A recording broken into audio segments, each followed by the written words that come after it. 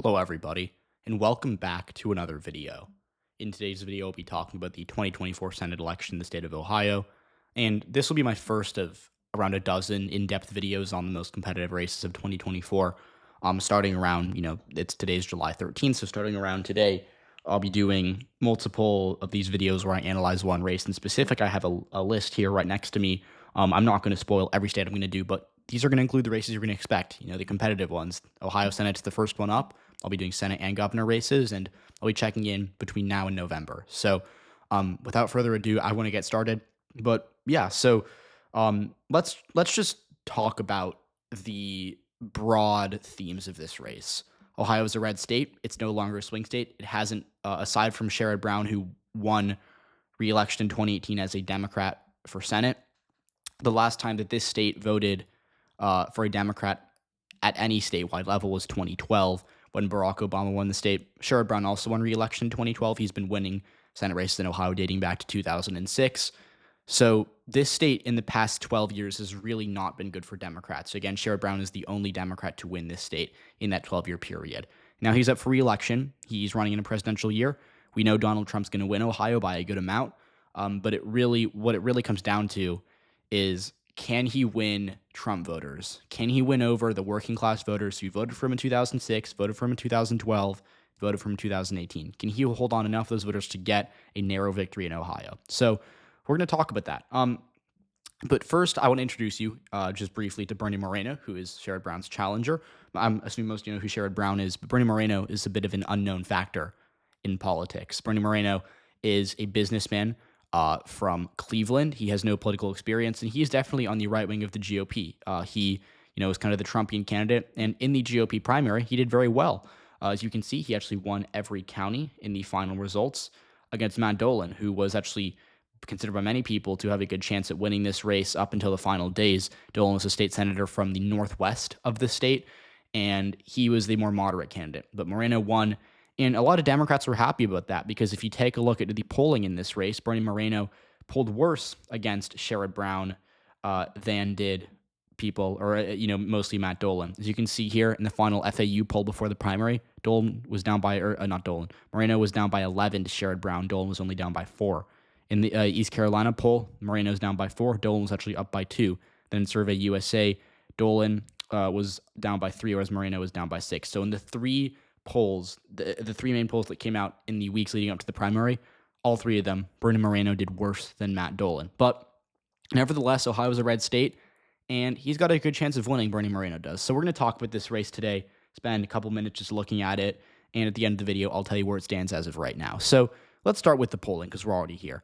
Sherrod Brown's doing really well, and there's kind of two things that I want to really spend a good amount of time talking about when it comes to the polls, because these are very important. And I think that if you understand these two things, you can understand most elections very well. In fact, all elections very well. It doesn't mean you'll get every election right, but it has has served me very well. Polls are weird.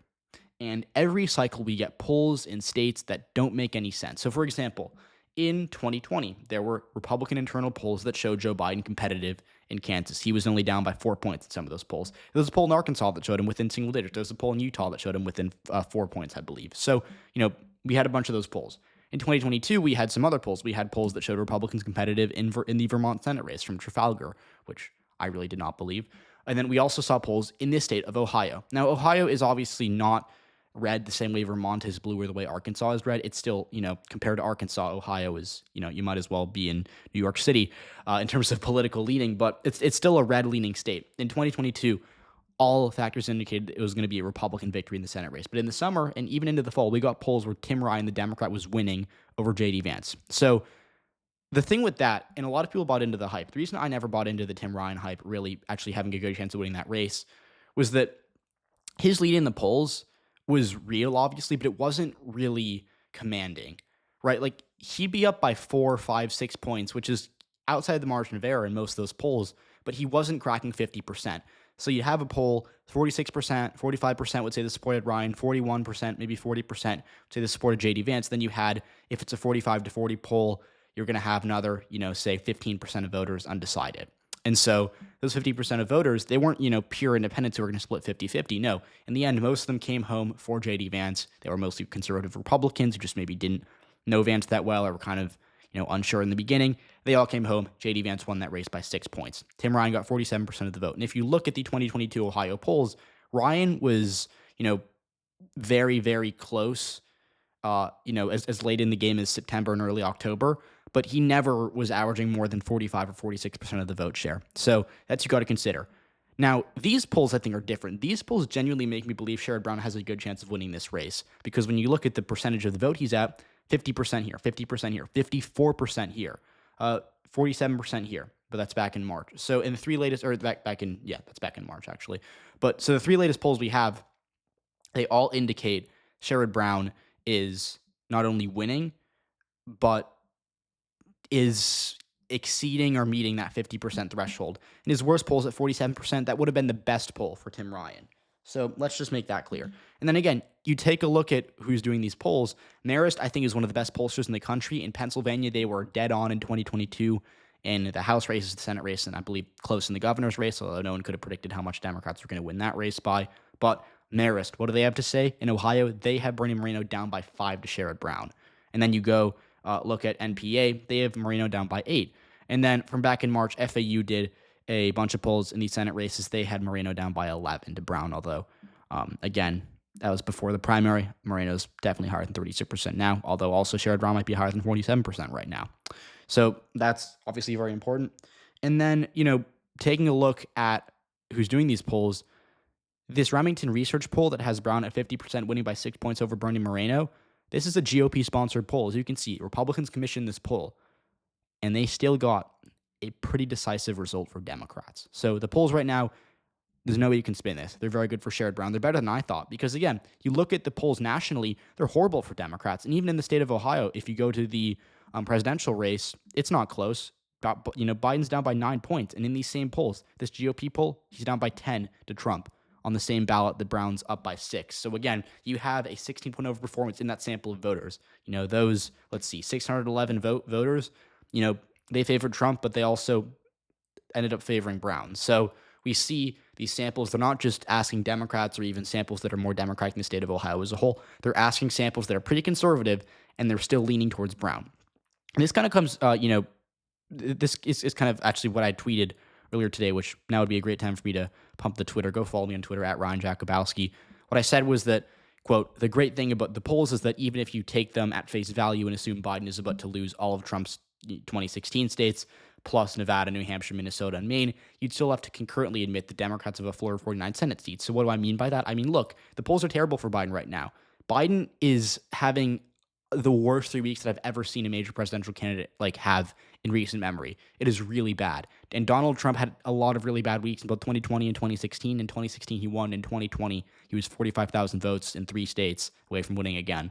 So Biden, really bad week for him. Democrats aren't doing great in the polls. Democrats are really not happy about the state of the race right now. But even despite that, these same polls that are so bad for Democrats nationally, they show Democrats doing well in the Senate, and that includes Sherrod Brown. So that's kind of the main theme we're noticing. But let's move off the polls here. We've kind of talked about those because, they only tell us so much. Let's talk about some maps here. So if we go to 2018, the last time Sherrod Brown won, he got 53.4% of the vote. He won by 7 points. And I'm not going to spend too much time dwelling on this because this was a pretty long time ago. 2018, obviously, in the grand scheme of things, isn't that long ago, but politically, 2018 was a very different year from 2024, or the year that 2024 will be. But he did win by 7, so he has the ability to win in a Trump state. And again, in 2018, Republicans won the governorship here by 4 points. So Sherrod Brown outran the Democratic nominee for governor, Richard Cordray, by 11 points. So he's been able to do it before, even in midterms. But it's going to be a big challenge this year because he's on the presidential ballot. The presidential ballot, it's always harder to win the other way. So, for example, in midterms, it's not, it's still pretty uncommon, but it's more likely that a Democrat's going to win a red state or a Republican's going to win a blue state in a midterm year because there's not a polarized electorate, right? There's not going to be, a massive turnout in favor of a presidential candidate the way there would be in a presidential election because there's no one at the top of the ticket like a Donald Trump or a Joe Biden. This year, there is. So Sherrod Brown is going to have to win in a state where voters are going to prefer Donald Trump, right? Joe Biden does not have a chance of winning Ohio. His campaign knows that he's not spending any money there. And the polls have him down by 9 points, and I think he could lose by 11, 12 maybe, if it gets really bad for him. So we do know that Sherrod Brown's going to have to win over a lot of Trump voters. And in this electorate, he can't really, because in a midterm, maybe he'd hope, oh, well, obviously Ohio's a red state, but maybe the electorate that shows up on election day is going to be only a Trump plus 5 electorate instead of a Trump plus 10 or 11 electorate. But we know the electorate's going to be pretty favorable to Trump because it's a presidential year. So Brown's going to have to win over a lot of conservative Republican voters. So how's he going to do that? Most important part of the video, let's talk about it. So let's look at 2022 just for a second, because this is the most recent Senate election in Ohio. It was pretty close. J.D. Vance won by 6, but that wasn't all that impressive for a Republican in a red wave year in Ohio. And this actually, I think, is a result that could be, interpreted as good for Sherrod Brown, because Tim Ryan was not an incumbent. He was a good politician. I thought he ran a pretty good campaign. And J.D. Vance is not the strongest candidate. But, end of the day, this was a red wave year, and Republicans only won this seat by 6 points. And so Sherrod Brown could definitely, work with this map and kind of turn it 6-7 points bluer, and he'd win the election, obviously. And let's talk about that. So Tim Ryan did really well in the suburbs for a Democrat in a midterm year. You look at Delaware County, he only lost it by 6 points. You go to the suburbs of Cleveland, they actually swung towards Sherrod Brown. I actually don't, here we go, don't even the comparison. They swung towards Sherrod Brown. I'm using the term suburb very loosely because these often are kind of mixed working class suburban areas, but Lake County, 5-point swing towards Brown. Gallego County, which I'm not going to pretend I know how to pronounce, 4.5-point swing towards Brown. Portage, 6-point swing towards Brown. Summit, that's where Akron is, 3.5-point swing towards Ryan. I think I said Brown up there, but I mean Ryan. I'm confusing my Senate Democrats here, but obviously you get the idea. These suburban counties swung towards Tim Ryan and would likely swing towards Sherrod Brown again.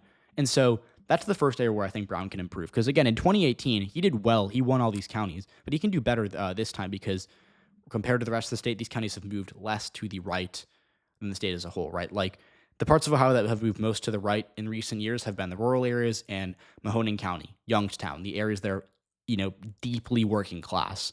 Whereas go to areas that are kind of half suburb, half working class, more suburban. Again, like a good example of this would be Delaware County, right outside of Columbus. I think Brown's going to do well there, and I think he'll actually win Delaware County, even if Biden narrowly loses it at the top of the ticket. So that's what you really have to consider here. And then another thing that is important to remember is that Sherrod Brown, in these polls, seems to be maintaining his hold on working class white voters. And so part of that, I think, is visualized in Mahoning County. This is, I think, one of the most famous political areas of the country. This county did not vote for a Republican in I don't even know how long.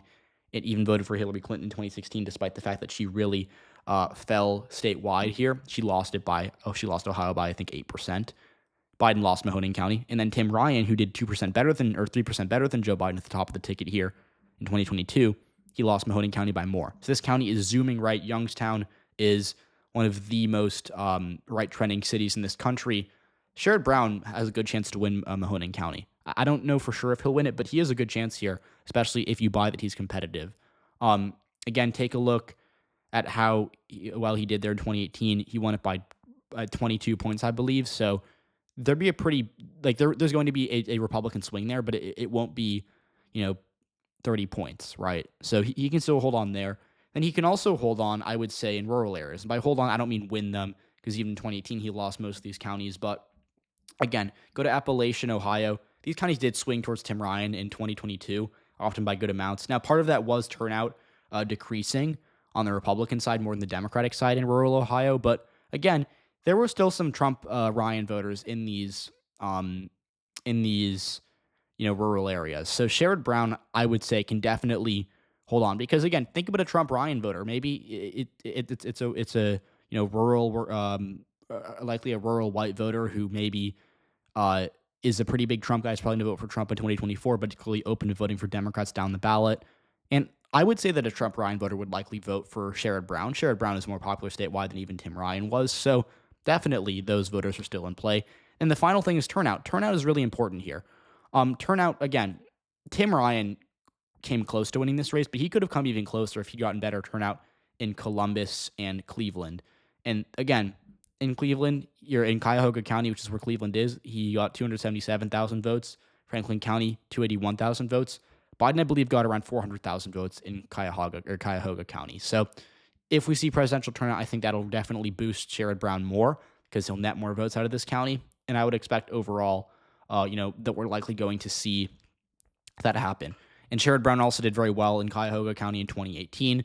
I think he'll outrun Biden by a few points here, do well, and net, at least more than 150,000 votes, probably upwards of 200,000 votes. And that'll really help him. Same thing in Columbus. So the cities are going to be key for Brown. He needs to really milk turnout out of these areas because they're very Democratic. They're kind of the last, remaining Democratic parts of Ohio. But let's talk about Bernie Moreno for a second. I've kind of talked about how Sherrod Brown can win because he really has more ground to make up. Bernie Moreno is still going to have to win over Trump voters. Now, he's going to underperform Trump. Trump's going to win Ohio by, I think, 8 to 10 points. Moreno won't win by that much. I think at most he'll win by, maybe 4 or 5, but that's the best case scenario. Moreno, I think, will really have to focus on holding on to really flipping back Trump Ryan voters. Because, again, there were Trump Ryan voters in the suburbs of Cleveland and in these rural areas. If he can win the majority of those, he'll win this race. That's what it comes down to. But again, not easier said than done because Sherrod Brown is winning in the polls. He's a popular incumbent. He won by 7 points in 2018. So Bernie Moreno has some uphill, really has an uphill battle too. Now, what do I think is going to happen? I think throughout this video, I've made a pretty good case for why this race is close, but I do think Bernie Moreno is going to win. It'll be narrow. I think it's going to be within a point especially if it were held right now. But here's what I think. Donald Trump will win Ohio by 9 points. That's my prediction, right? I don't think Bernie Moreno will do 9 points worse than Trump. I think he might do 7 points worse than Trump, 8 points worse than Trump, but a 9 to 10 point underperformance would be pretty significant. Let's also talk about 2018. Sherrod Brown outran Richard Cordray by 11. So if he outruns Joe Biden by 11, he would likely win this race by a point or two. However, Sherrod Brown had a massive spending advantage in 2018. The Republicans gave up on him on beating him in August. They pulled out of Ohio. They said, look, we have better seats to win, and this is just going to be unfavorable for us. This year, they're definitely not doing that. This year, we know they're going to try to beat Sherrod Brown. And so without that massive spending advantage with a more well-funded opponent, I think that's going to really take away the, especially on TV and on the radio, the kind of air advantage, I guess you could say, that Sherrod Brown would have. And the last factor was that Ohio's getting redder every year. Ohio in 2018 was redder than Ohio in 2012, the last time Sherrod Brown won. And in 2024, it's redder than it was in 2018.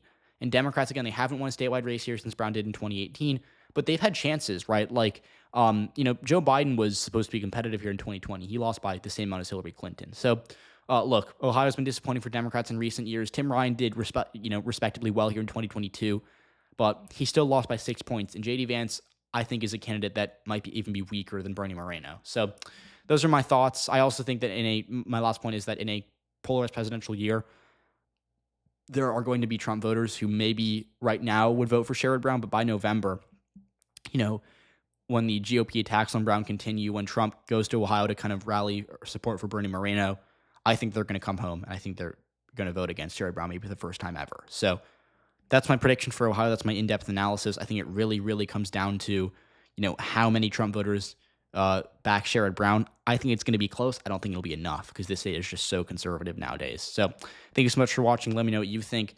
And as always, I'll see you all in the next one.